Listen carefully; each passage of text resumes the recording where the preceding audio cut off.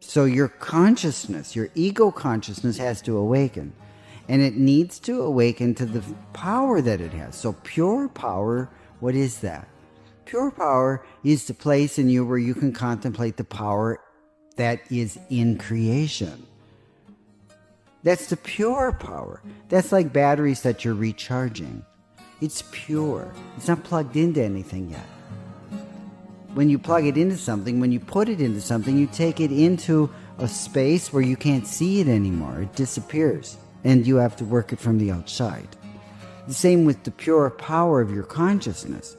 You have deposited the pure power of your consciousness in your liver, your heart, your lungs, your stomach.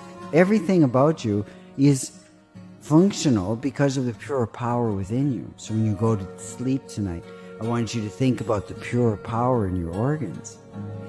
I want you to bless the fact that you have access to pure power. And I want you to let your organs give you the opportunity of tasting, or what it tastes like for them to have the pure power. That pure power which is a symphony inside of you.